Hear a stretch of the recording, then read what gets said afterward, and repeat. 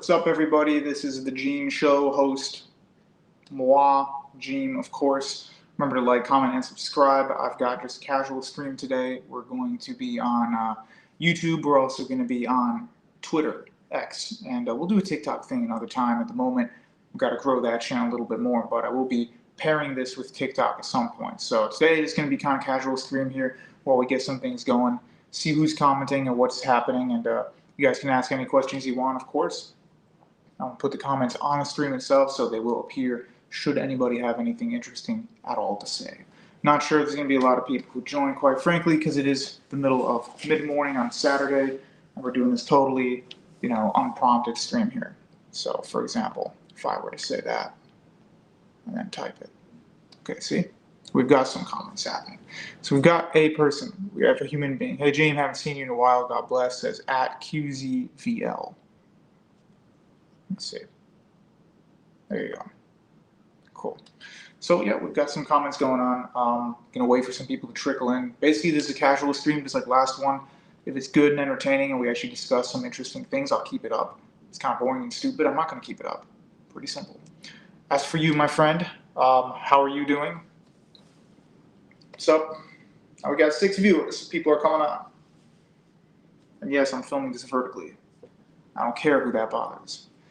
Unit says, good day. God bless you. Thank you very much, Unit. How's everyone's Saturday going?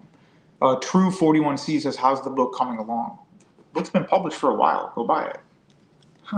Why don't you tell me how it's coming along? Why don't you read it and you tell me how it's coming along? But no, it's going well. I'm really pleased with how the publishing process went for this. I'm looking for like a mainstream publisher, but for the moment, just getting it out there on the internet, self-publishing is okay. I'm doing a lot of self-marketing and I have some connections. I'm going to try to associate some kind of an advertisement actually in the future. So maybe with one of the local TV channels out here in Chicago. We'll see whatever we've got that's available. But no, it is going good. I'm really happy with it. I'm pleased. I'm quite pleased with the book, and I'm very proud of it. So interested to hear some of your feedback on what that book will be. I can write, but today I can't talk very well. So essentially, I'm going to let you guys decide what the topics are going to be. So the topic du jour says geopolitics, Trump, Iran, current news, etc. You want to ask me about the book, you can ask. You want to ask me about what's happening with Iran, you can ask. You want to ask about literally anything else. You guys decide the topic. I don't have anything that I specifically need to talk about. If nobody can think of a topic, I have some things I want to talk about. But having said that, it would be good, nonetheless, to have you guys decide what those topics would be. Von Deans32 says, what's up, man? Not a lot's up at the moment. It is a Saturday mid-morning, and I am taking it slow. So just thought I'd do a quick stream here because I want to be somewhat active a little bit on the channel. I don't want it to disappear forever, but I'm not going to be as active as the old days. What do we got here? We've got, forgot you're in Chicago. That's sick. I know a lot of smart people out here, surprisingly, since it's a more liberal city. Finally visit Lebanon on Christmas, says 2 hooks. Beirut, Juni, Batrunin, Diplos. Y'all have to visit Christmas time. They go harsh with the decorations. I'm sure they do. Dyer Clips Geopolitics is an AI J. Dyer screaming at somebody, says, thoughts on Syria. What in particular would you like me to express about my thoughts on Syria? So I assume you mean thoughts on the current geopolitical things? Well, like I said last time, and I think a lot of you guys missed that stream, geopolitics is kind of ebb and flow. It's not something where you're going to be on the same side every single time in every single conflict. So for example, a year and a half ago, 2 years ago, when the rebels took over Syria, everybody was worried that it would be a bunch of fanatics. There were a lot of moments in those first few months where there was in fact, evidence that Jolani's group, al-Shara's group, were just a bunch of ragtag hordes of fanatics who happened to not like certain groups in that country. So there was a lot of worry about that. And so for a long time, much of the population and a lot of the international population was unsure about this man and about where Syria would be going. As of late, however, they've stabilized. They have a somewhat good relationship with their neighbor Lebanon, and they're now taking down the SDF, which the Kurds have occupied about a third of the country of Syria. Now, if you've read your history, Kurds being in Syria is not a problem for Kurds to actually be in Syria. But for them to occupy a giant portion of the country and declare it's a different separate state is kind of ridiculous.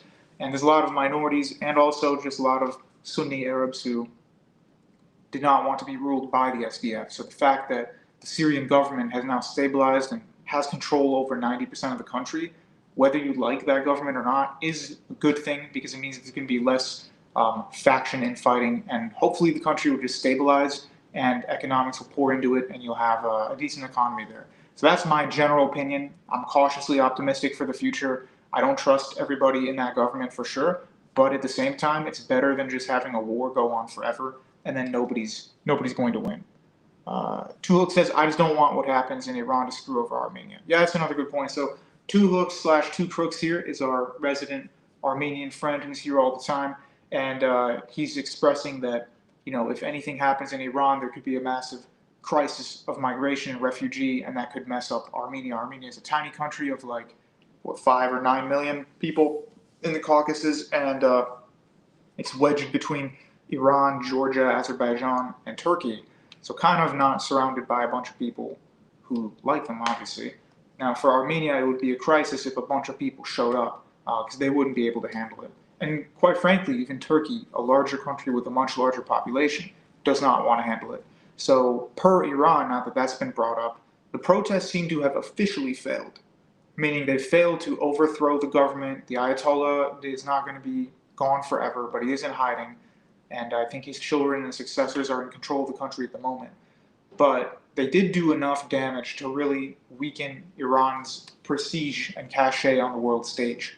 So yes, even though they did not take down the government, they showed how they can make it unstable. They showed how unfavorable it is to be on Iran's side, per the government.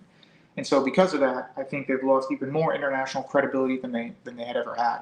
So for a while, the more conservative parts of Europe, as well as America and Canada, were against Iran.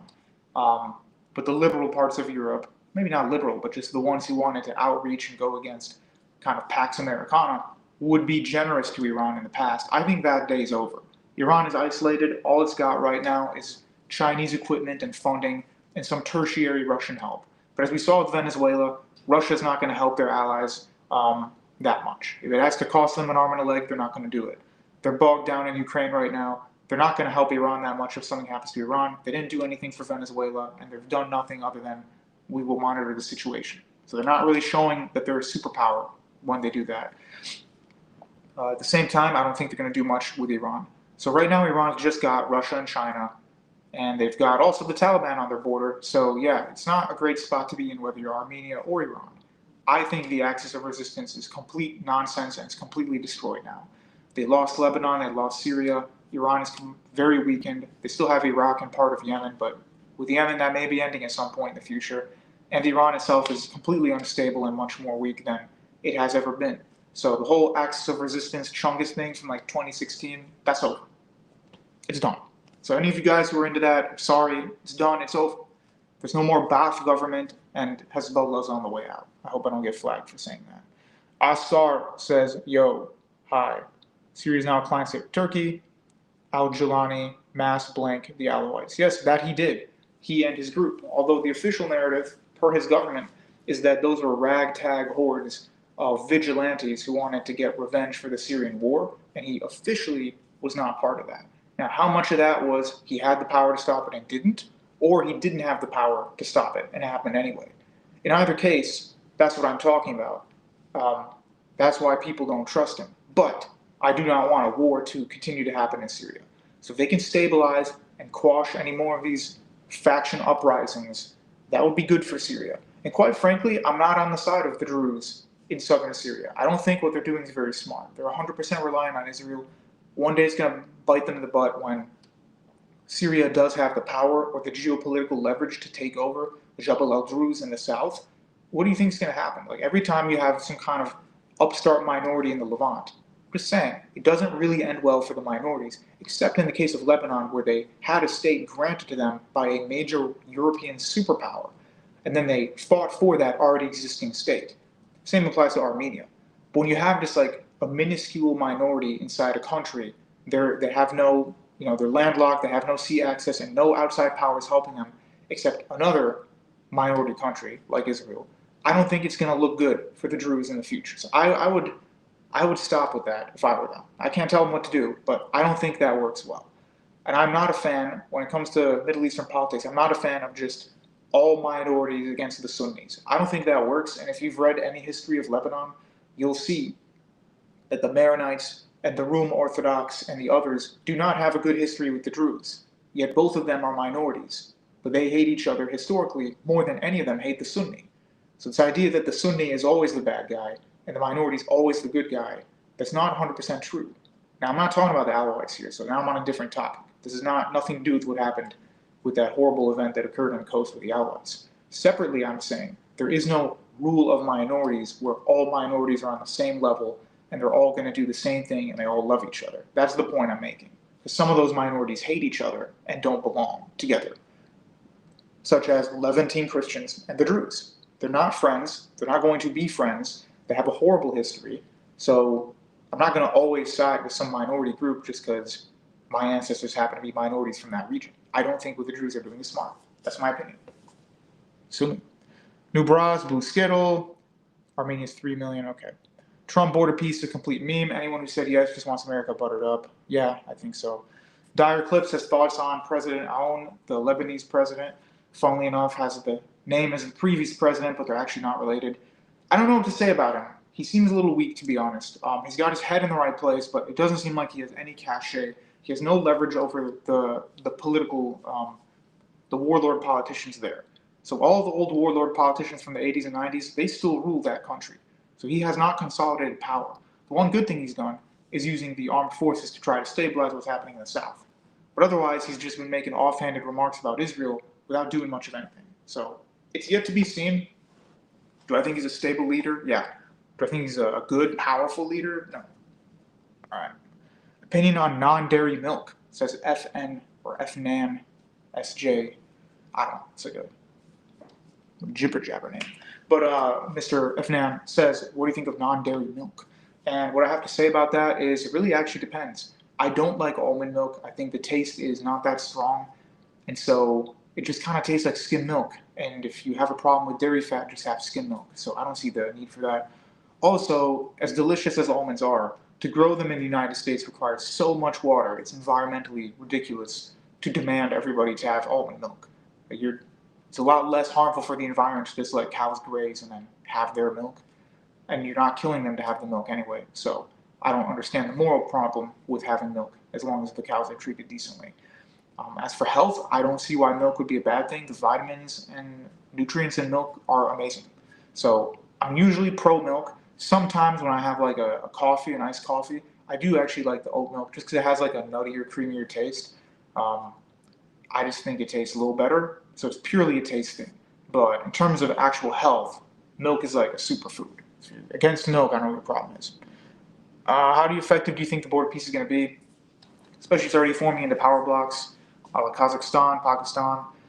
Well, Kazakhstan's trying to modernize, but they're kind of a weird country because they're in the Russian orbit. They write in Cyrillic. Unlike the other powers like Kyrgyzstan and Turkmenistan, they're not ruled by like a dictatorship that hates Russia. So I'm not quite sure what their plan is. I know that they're not fully on board with Russia, as in they're friendly with their superpower neighbor Russia. They don't want to start anything, but they also don't want to be dominated completely. So there's a lot of political pundits saying that the influence of China and Kazakhstan is growing, and the US, in all fairness, did try a color revolution there. So this idea that all the post-Soviet blocs are going to stay pro-Russia, that's demonstrably false. Ukraine is obviously not pro-Russia. All the Baltic states hate Russia. Finland hates Russia. The state, not the people. And then Moldova hates Russia because you have that Transnistria mini-state in between Moldova and Odessa in Ukraine. And then Bulgaria, I know that's not really much in the Soviet orbit, but it was communist for a while. They're pro-US at this point. Romania is more pro-US. Greece is pro-America. So all of these Eastern places that are Orthodox and had a Soviet background are really not on Russia's side, which is why I tend to bite back when people do the base Tsar Putin memes, because it's like, guys, that's not how it is. Most of the Orthodox countries either don't care or don't like Russia. Just being totally honest with you there. A little off topic, but anyway. Jim, any advice on dealing with the recent passing of a loved one? Well, at wait for 1 second, 737. As you guys know, I dealt with that all of last year, from July up until now. And I don't really have any advice for you. People say it gets better with time. I don't think so. It just gets different with time. Obviously, the first month is going to be all shock. And so your brain won't even work properly. And you're going to question if reality, like if this is even reality, like could this happen? I don't know if your situation, was it something expected or was it a surprise? For me, it was a horrible surprise. But I was in shock for the first month and a half. And then I couldn't accept it for another 3 months. Now I've accepted it. I don't like it, obviously. I've accepted it, but I don't like the reality I'm dealing with. And I wouldn't say it gets better. It just gets like drier. It's not as intense. It's not as sharp, but it's still there. So my advice would be, let yourself grieve and mourn. Don't hold that in. And then do what you would do for that loved one. What would they want you to do for you to make them proud? I would focus on that and keep their values alive. So even little things like there's a certain cafe they like to go to, do that, keep those values alive. That's what I would say. So great question. Unexpectedly, bit of a grim question, but great question. All right. Thoughts on Turkey? I know I'm going slow, guys. Got to do each question here. .unit from X says, thoughts on, I can't see anything. Hang on. Okay, thoughts on Turkey and Greece relations. Here's the thing, like on the internet, Greeks and Turks hate each other. And politically, the Greek state and the Turkish state do not like each other either. In real life, though, I think the average Turk does not think about Greeks that much. And the average Greek does not really think about Turks that much in a negative way. Like they're not going to be pro-immigration and stuff, most of them. But I think Greeks and Turks recognize they have a lot of cultural and historical similarities. They have some bad blood, but it looks like they're willing to move past it. As for the Armenians, I'm sure two crooks can tell us that is not the case, because the Turks they don't have a formal relationship, any relationship at all with Armenia. So until that changes, that's totally different. But the Turks have been hoping to mend their relationship with the Greeks and the Assyrians. There's a lot of Assyrians in southern Turkey and in Istanbul, and they seem to be pro-Turkish state because they recognize, hey, this is neither the Ottoman Empire nor the CUP subline port or the Ataturk government. It's kind of its own thing now. As for Turkey, the economy seems to be kind of in shambles. It's probably the most developed and impressive Muslim country in the world. If I had to visit a Muslim country today, I would go to Turkey. Great history there for Christians to see. Great history for secular people and non-religious people to see as well. Great food, of course. And they have a lot of cultural similarities to what I'm used to. But again, their economy's not doing so hot. As for the territory in the Mediterranean, it is true that Greece does occupy, and when I say occupy, I mean Greece does possess a larger share of the Mediterranean in the east than Turkey does by far. So you look at Greece, you say, oh, it's a small country, it's got like 11 million people, and Turks are like 70 or 80 million, and they're a much larger country. But if you look at the sea territory, where the sea borders are, all of the islands in the Aegean belong to the Greeks, except like 1 or 2. So the Greeks have all these islands that are like 2 centimeters away from Turkey. So they took a lot more than what you would expect a smaller power coming from an empire to deal with an empire. They ended up with a lot more territory than you would expect. They also took lower part of Thrace and all of what's called Upper or Lower Macedonia. So they took more territory than the original independent Greek state. In addition to that, because of Crete and the other islands in the Aegean, all of that is a Greek territory, which means they don't just have that territory, but the water around it too, because they need some room to breathe. So that kind of limits how much sea in the Aegean Sea Turkey gets. In fact, they get very little Aegean Sea. And then the Eastern Mediterranean, theirs goes even wider. Because of the island of Crete, the Greek sea borders are actually huge. And so the Turks have been complaining that they only have like a couple miles into the sea, and the Eastern Mediterranean is dwarfed by the Greek claims to the territory. So Turkey and the Western government in Tripoli, Libya, there's also a Tripoli in Lebanon, by the way, but Tripoli, Libya, and their Western Libyan government are partnered with Turkey. And so they want to do trade through the sea, but of course they're going through the Greek sea border. That's a huge problem. As for Libya, as you know, it's cut in two at the moment. and the eastern side is on the Emirati praxis, whereas the western side is for the Turks. Milk is super hydrating, says Mr. Fondue. I agree, it's actually more hydrating than water. Okay. Tutrok says Lebanon is weird, shocker, news about economic collapse and blank something explosion. But you go to Beirut and elsewhere, everyone else is partying and luxury brands still exist. A new mall even opened up in Roche. Yeah, it's true. The Lebanese know how to like party up. And also at the same time, Lebanon is a country where it's not like completely impoverished. Like it's not completely impoverished and completely hollowed out and cratered from destruction. There's like really bad parts, and then there's parts where it's like you would think you're in the south of Europe. So it's a country of contrast for sure. Thoughts on Tony Blair? Actually, none at the moment. NATO are U.S. vassals. Okay. Multi-Apple, thank you. We have a comment from Zolterium. Says, please, sorry, I'm trying to get on the comment. Please pray for my father-in-law. He's going through late stages of cancer, and he was a doctor who catered mainly to the underprivileged and always had Jesus on his lips. Well, obviously I just read the comment out, so hopefully you guys send some good energy that way. Obviously I'm sorry for you. We discussed loss and stuff earlier, so I hope that everything goes in a way that is, you know, at least somewhat comfortable. That's all I can say. I don't want to be super naive and say, yeah, I hope everyone makes a 100% recovery. I mean, it's a late stage. There may not be a hope for the recovery. Hopefully there is. If there's not, then I hope at least everything's comfortable with that. And Jobless says, I lost my little brother 6 years ago to a freak accident. Sorry to hear that as well. Okay, let's move on to some other stuff here. Why did Constantinople get the works? That's nobody's business but the Turks. Okay, I don't know what that's supposed to mean. I've not watched Fallout.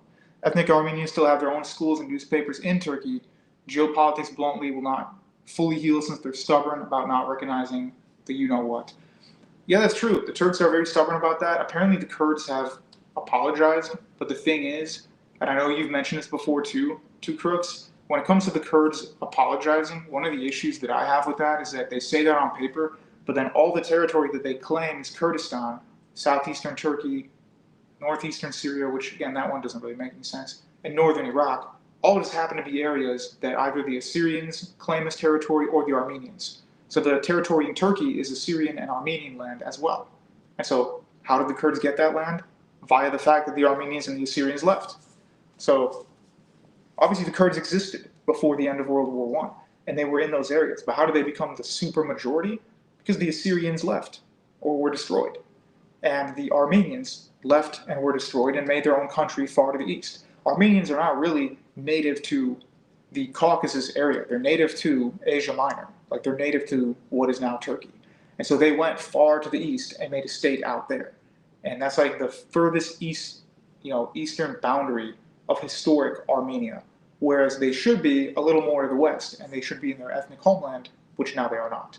So when the Kurds say, oh yeah, we're sorry about that, but then they want all that territory, I don't see how that's much better. So we still got to deal with some things, and I think at the moment, the Turkish state, despite not having a good relationship with Armenians, is trying to repair things with the Assyrians and the Greeks. So if they can focus on one thing at a time, I think that would be better for the whole region. And hopefully things will become better in the future. That's my own opinion of it. All right, when the leadership of Iran is overthrown and the country is opened, the military tech and their economy improves, and they are brought into the Turk influence as Syria will be Israel doomed. No, I don't think Iran is ever going to be in the Turk influence. The thing is, what a lot of people don't get, they try to put Iran in this Ottoman civilization just because it's not Arab. It's not part of the Ottoman civilization. And in the old days, before the spread of Islam and even before the spread of Christianity, the Romans thought that Egypt and Asia Minor and the Levant and stuff was like kind of east, but not. It's still part of like their milieu. They thought the real like east began with Iran. And so Iran, before the spread of Islam, was actually more associated with Afghanistan and Pakistan and India than it was associated purely with the Middle East. So it's western borders with the Middle East, the Medes and the Persians, etc. And they fought, obviously, the Greeks, and they fought the Eastern Romans. But before the spread of Christianity, they were also highly associated with South Asia. So I think that if Iran gets toppled, it'll just become more like that. I think it'll leave the Middle Eastern milieu. It'll be friendly to the West, but I don't think it's going to join some kind of Turkish civilization. That doesn't make any sense to me.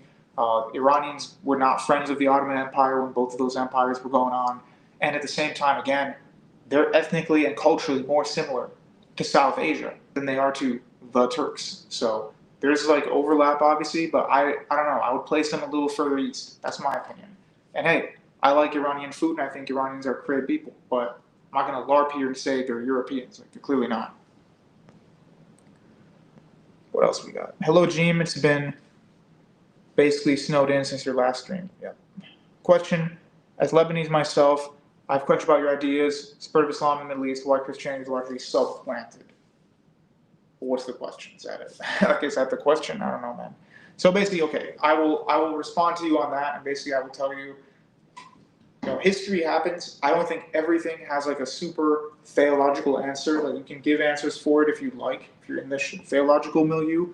But I don't think, history is history. Stuff happens. I also think that if you compare Islam and Christianity, they're the most unique religions in the world, as in they're very much like each other. No other religions are like them. Now, someone may pipe up and go, oh, what about Judaism? I would say Judaism as a category of religion is not like Islam and Christianity. So this Abrahamic faith stuff, I mean, I get what they're saying because they come from a common, lore, but I would say Judaism is actually more like Hinduism. Here's my explanation. I know people are going to flip and try to clip this, but here's my explanation.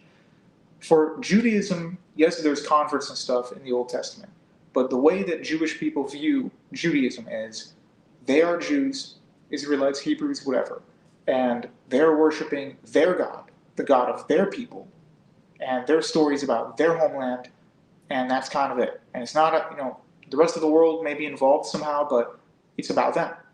And when you have Hinduism, of course, it's not really a religion, but there's many different schools of religion that the British named as Hinduism. But let's just say, for the sake of making it easier, Hinduism, in the northern half of India at least, that is about being Indian. And so those gods are the gods of India, and those stories are the stories of India. And if you're monotheistic Hindu, which some of them are, there you go. If you're not, you're not. There's many variations. But the point is their religion for them. They had a big empire, and when they did conquer other areas, yes, Hinduism did spread, but it was centered on Indian mythology and Indian lore.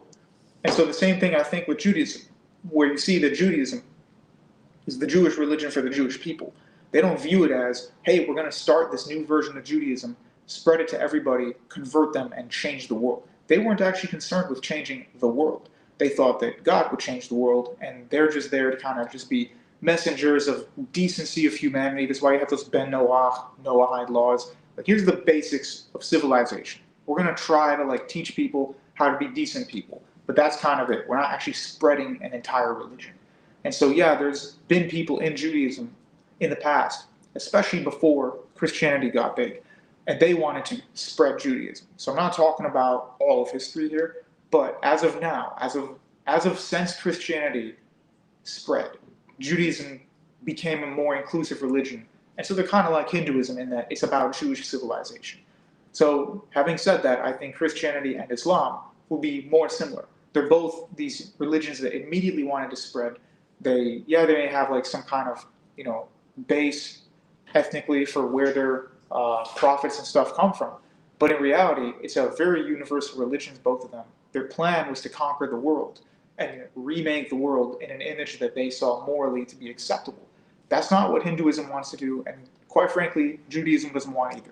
So I would say that they're both very similar, and I think if Christianity never came to be, from a historical perspective, Islam would not have come to be either. So really, when you had St. John of Damascus say that it was a branch of Christianity, from his perspective, that's 100% correct. What are the other options? You have Christianity is the only monotheistic universal religion out there. Another one claims to be the same thing with the same prophets. The only other things you can compare that to are Zoroastrianism, Mithraism, and Hinduism, and Judaism, none of which are anything like that. Also, you have to realize that before World War I, Christians were still 25% of the region. So the fact that Christians are a tiny minority there now is all the fault of bad geopolitics in the last 150 years. But up until that point, they had a huge amount of cachet in Asia Minor. The Ottoman Empire Constantinople, Smyrna, etc., all these big Ottoman cities were like 60% Christian, Greek, Armenian, Assyrians who lived there. In the southern part of what's now Turkey, in Asia Minor, the Nestorian Assyrians and the Jacobites had tribes, and they were literally the majority of some areas. They didn't have a huge population, but those sparsely populated parts of Asia Minor were literally majority Nestorian Assyrian. And for the Ottomans, the most important part of their empire was not Eastern Asia Minor where the Armenians were. It was actually Bulgaria and Thrace and Constantinople and the western part and the Aegean and Greece. That's the most important part of the Ottoman Empire. That's where most Ottoman people come from. You see like a bunch of Turks who look European, which most of them do.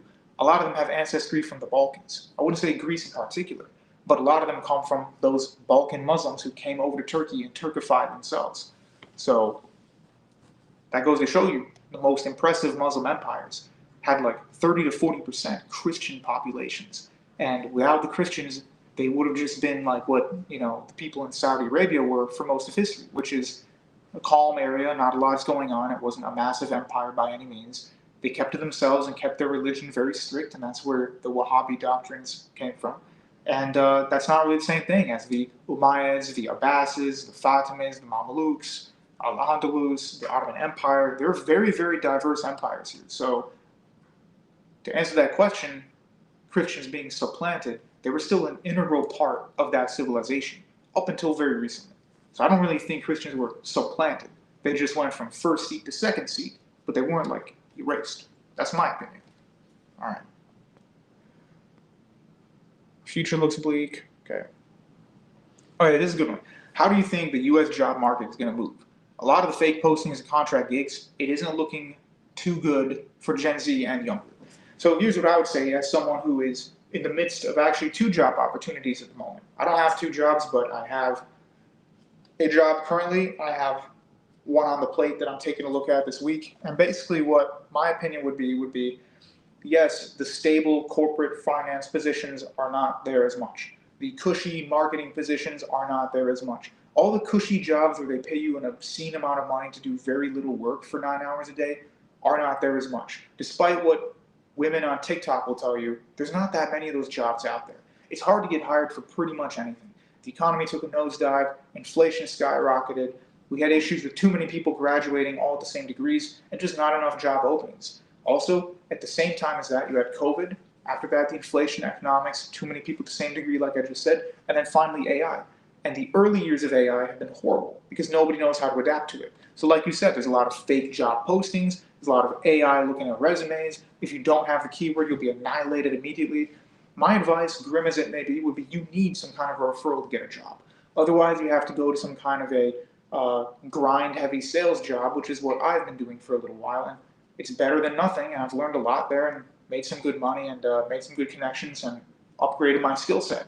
But just walking in, turning in a resume and getting an interview, that doesn't happen anymore. Now, as AI becomes more normalized, I think the ridiculousness of just AIing all these resumes is probably going to not be as bad, but it's still going to always be kind of bad going forward. You need to have some kind of a know someone or have a referral to get in. If you get a job, stay there unless you have something better than that and just work your way up. It's not worth going back into the looking for a job phase. Having said that, I do think it'll get better in the near future. But like I said, things have been bad. There's a reason for why they're bad, which I just explained to all of you, and that's kind of it. So yeah, my advice would just be do your very best with that and try to get in with a referral. If you have to do a sales job, start with that. And otherwise, yes, I hope things do improve for most people. All right, let's see. How come so many Iranians on Twitter are against the current regime so Western? For example, the image of the girl smoking the image of Khomeini. Well, that's the thing. Like, Iran's not a very conservative country, believe it or not. That's the thing. Like, when you, how can I explain this? Okay, imagine you're watching an old show about the Roman Empire, and they make an offhanded remark about the East. That does not usually mean conservative. In fact, many times it means you guys got to drop this whole conservative versus liberal thing. Iran is not a very conservative country. It establishes a religion by force, and those elements of it are conservative. But the attitudes of the people are not that conservative. The attitudes of the people are not any more conservative than what you see in Eastern Europe, quite frankly. A lot of Iranians, especially the ethnic Persians, are a semi-secular people. Like, they're not atheists or anything, but they're a semi-secular people. And the way they practice Islam is sometimes hypocritical, and they're not super crazy about Shiism, to be quite frank with you. And so they have their own kind of civilization where they know what they are and they know what they're doing, and it's not always 100% Islam. Also, there's a lot of resentment toward that government, so maybe that would explain it too. But no, it's nothing like, I mean, they're less conservative than Turks, for example. It's nothing like Afghanistan or any of the Arab countries, not even close whatsoever. It's a culturally Muslim country, and the minorities are more religious than the majority there, and the government is very religious, but the Persian majority is really not crazy religious, just so you know.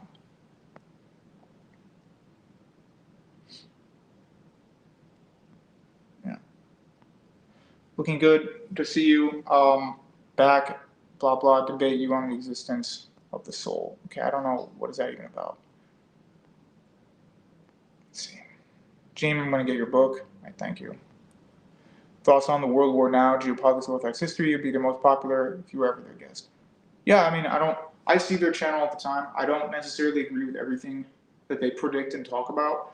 As you know, I'm really not much of a Russophile. Now, when it comes to history, I do like Russian history, and I like Russian culture, and I've been to Russia, and it's a great country, but I'm not like a Putin-phile, okay? Like, I don't think Putin's the czar, and he's going to save Europe and the Christian religion or something. I'm just not into that. I'm not into Soviet satellite states and stuff like that. So, but it would still be a good discussion. I'd like to talk with pretty much anyone. I don't care. A nice discussion is a nice discussion. Let's see what we've got.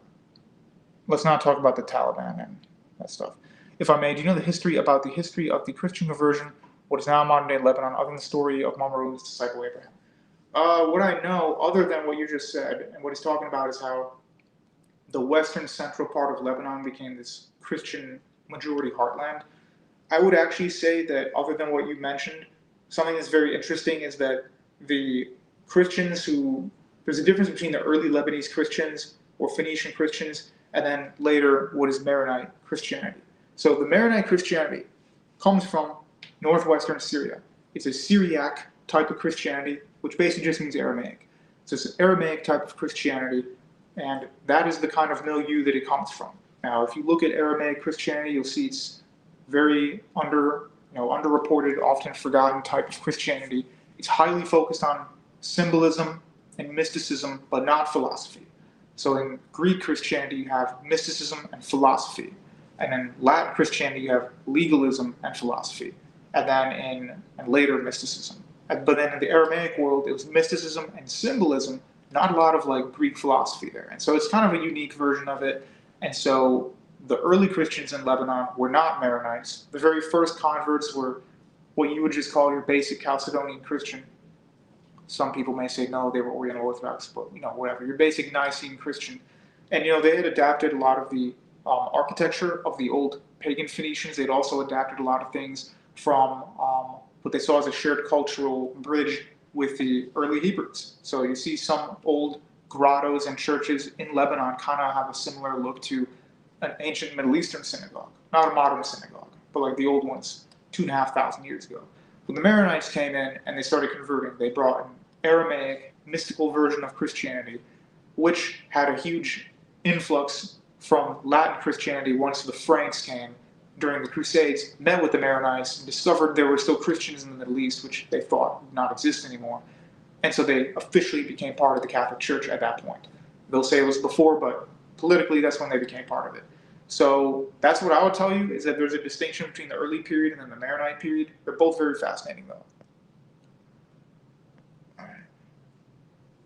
Have you seen Jonathan Pageau's stream on AI being controlled by a demon? No, I have no idea what you're talking about.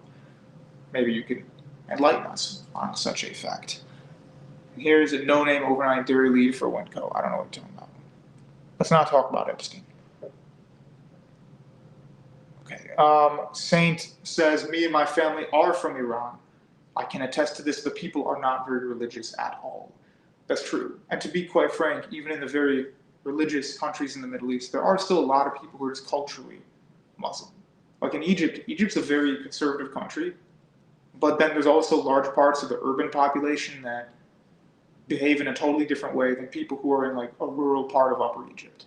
So there's a lot of nuance. Not everybody is a learned theologian. Not everybody's a Salafi. You know, that's all I can tell you. As for the Trump stuff with Greenland, that turned out to just be like a wet piece of paper. Nothing happened with that. But I think that's because there's going to be more focus on LATAM, to be quite frank. After Venezuela, I think, honestly, they're trying to squeeze Cuba, because Cuba has not had oil for like 15 days, so it's over. I think Cuba will be the next target. It's a small country. It's an island. It's been a thorn in the side of many U.S. administrations. It's kind of embarrassing to have this like Gulf of Mexico country floating in the water that is communist and hates America right next to like their own country. It is kind of embarrassing. Another embarrassing thing is having a bunch of cartels right on your border. Embarrassing. So Trump administration is obviously trying to do something about that. I don't know if they'll saber rattling or if they'll do anything. Right now they were preoccupied with Iran, and I would not be shocked if they did actually pull an offensive on Iran. Some kind of like quick operation like with Venezuela. I would not be surprised by that. The Gulf Arab countries don't want it to happen. I still think it's going to happen. So I would not be shocked if something happened with Iran. And so Latin America is going to have to wait a little bit, because they've been waiting for Iran to weaken itself from the inside. They're not just going to show up with boots on the ground when Iran was at the height of its popularity back in like 2015. But as you can see, politics is something that happens. You can go years and years and years with nothing happening, and then in 1 week, it can all change. Right? You had decades of Venezuela, and then in 1 day, it all changed. You had a decade and a half of it looking like Assad is going to topple everybody and stay in Syria power forever. Iran and Russia will always have power in Syria, and that was the end. And then like a week later, it's all gone. So things can go on for years and years and years. People say nothing's going to ever change. Life is so boring. And then in the span of a week, you can have governments being toppled and a country being changed. So I think with Iran, that's what's going to happen there. And I would be shocked if nothing changed. I think there will be some kind of regime change, but it's not going to be some land invasion like in 2003 with Iraq. It's just going to be a kind of like ghost operation. That's what I think. Would it be frowned upon if I were to ask Theodore Shubat to reach out to you? He has 24,000 subs. I'm telling other channels about, well, you can. I wouldn't mind.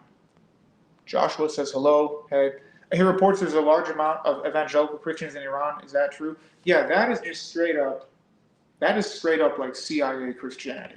So I don't condone it, obviously, but when the Chinese government and when Hindus in Eastern India say they don't like Christians, what they mean is they don't like evangelicals because they think it's just American CIA Christianity. And they're not wrong. They're really not wrong. Now, obviously, the people are not the people in India and China are not CIA agents. But this type of Christianity is associated with American values, American geopolitics, American influence. That's why those governments have clamped down on it. Now, of course, at the same time, the Chinese government also persecutes Catholics, even though they're not associated with the CIA. And they persecute in India the Oriental Orthodox and the Nestorians and the Catholics there. So that's just no reason for them to do that whatsoever. There's no justification, of course, for any of it. But why they don't like the evangelicals, and same with Iran, why they don't like the evangelicals and why they have the apostasy law, is because they think it's just CIA Christianity. The Iranian government doesn't really care about Armenian and Assyrian Christian minorities. So they don't care about traditional Christianity, but they have a problem with the evangelical. And with Brazil, you can obviously see anywhere that the evangelicals have grown in popularity in Brazil, Central America, Southern Mexico, there's been this uptick of Christian Zionism. So it's an extremely geopolitical thing.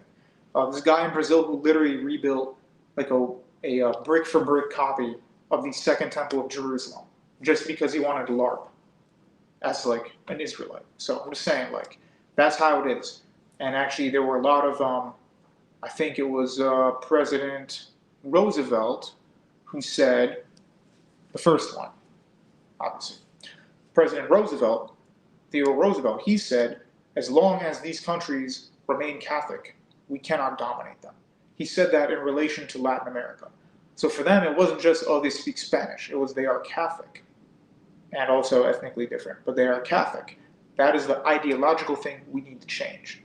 And so what has happened to Catholicism in Latin America? First, you had liberation theology, mix of like socialist Marxist values with cafeteria Catholicism, which was, by the way, established by some Jesuits. And then you also have huge growth of evangelicalism. And so from both of these fronts, like normal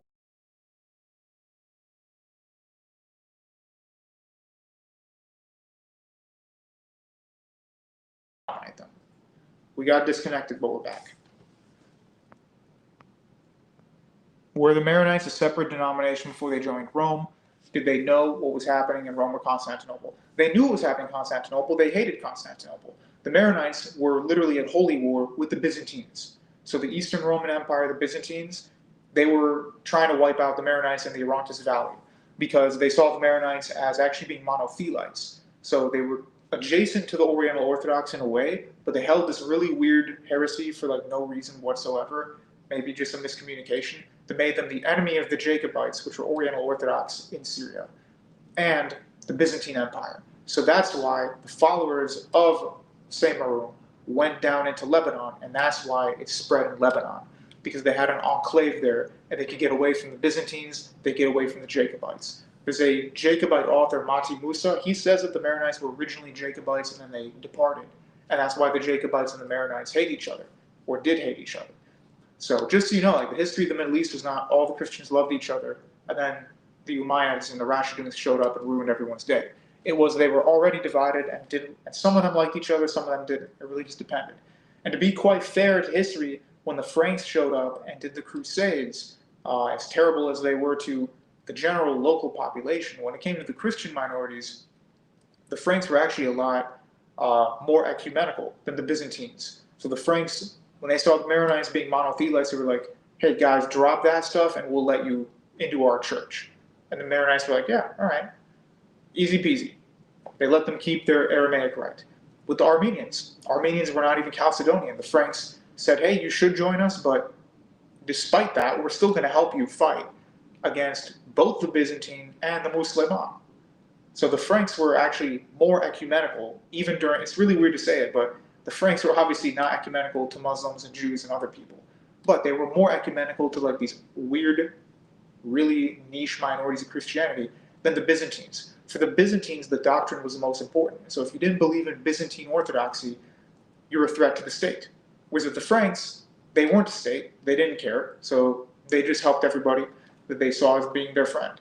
But yeah, so Maronites did not like the Byzantines at all, and actually when the Umayyads showed up, the Maronites were like these pirates who would just raid the Umayyads and have the Umayyads pay them a tribute. So Maronite history is a lot more than just dressing in nice suits and eating steak and going to parties in Beirut. It's actually a very rugged, very a warlike history, kind of like the Druze, who they also hate. So now you know a little bit of that history. Okay, I'm not going to read what that guy said about Naphoids. Maronites are a confusing bunch. They have connections to both Eastern Orthodox and OO. Yeah, I agree with that. Here in Mexico, a lot of people want Trump to intervene because we have a huge problem with the narcos, and my president is a complete moron who's an ally with the narco. So narco, short for narcotics, short also for narco-terrorism, aka cartel activity. And if you don't know and have been living under a rock for the last 40 years, Mexico has been in the domain of various cartel families who rule probably the majority of the country. And the sentiment, which is probably true, is that President Sheinbaum of Mexico is completely bought out by the cartels. And so they're doing business together, and that's why a lot of people in Mexico do not like that president. Now, can I prove that without a shadow of a doubt? No, but I'm just expressing to you what people have said to me about that situation. So as for Trump and Marco Rubio, will they deal with Mexico? I think they're going to deal with Iran, and then Cuba, and then maybe Mexico. That's my prediction. Yeah, the Temple of Solomon in Sao Paulo is kind of crazy. Are Iranian evangelicals and European evangelical church the same as ours? Those who have a fetish to LARP for the Zionists? Yeah, it's the same thing. What is your opinion on the NXR channel? Guy running channels accused of being... I have no idea who that is, quite frankly. What do you make of the cursed be Canaan in Genesis? I don't know the exegesis of that. I'll have to read up on it. Quite frankly, I thought that was simply a mark of like the pagan Canaanites, Girgashites, and Amorites eventually losing out to the Hebrews. You notice that they don't get wiped out completely, by the way. They stay. They just don't stay in Canaan. They go to like Lebanon and Jordan. So, opinion on the collab with you-know-who and the rest of the far right, I'm not going to do that. How are the Gnostic groups like the Mondanes able to persist into the modern day? extreme isolation? Well, they claim to be monotheistic. So per the doctrines of Islam, they were Ahl al-Kitab. They were the people of the book. Because they claim to be the Sabians that are mentioned in the Quran. Now, people will say historically that's not the case, that the Mandaeans are kind of like the Sabians, but they're not the exact same. So the Sabians, or the Sabaeans, were a group very similar to the Mandaeans who lived in Saudi Arabia and Yemen. They were different though, but they had some similarities. The Mandaeans, quite frankly, they are an Abrahamic religion. Like, whether people want to recognize them or not, they're no different than Judaism. They're just an ethno-religion. They don't care about changing the whole world, but they're still part of the Abrahamic genre. Okay, that's kind of it. So Henri Favela says the RCC is cooked in Latin America. So guys, I'm going to head out. It's been about an hour. Got stuff to do today. Got some things to check out. Otherwise, try to stay warm out there. I know there's a big polar vortex in Chicago. It has not been above 16 degrees Fahrenheit in probably a month. So I'm going to stay warm. I will keep this stream up for a little while. This one may stay up for a while, actually. I'll think about it. This is a good one. Thank you for your comments, and be sure to tune in next time. And please, all of you, I'm not going to keep asking. Actually, I will. Buy the book. It's on Amazon. You're going to love it. All right? It is a dark fantasy book. Vampires in Spain in the Middle Ages. It's got a little mix of philosophy and theology if you're into that. Not an overbearing amount, though. It's got a little bit of romantic intrigue. It's a great action book. It's a great fantasy book. And there's a good amount of horror in it as well. So I'm proud of it, and I know you guys are going to like it too. Check it out on Amazon. All right.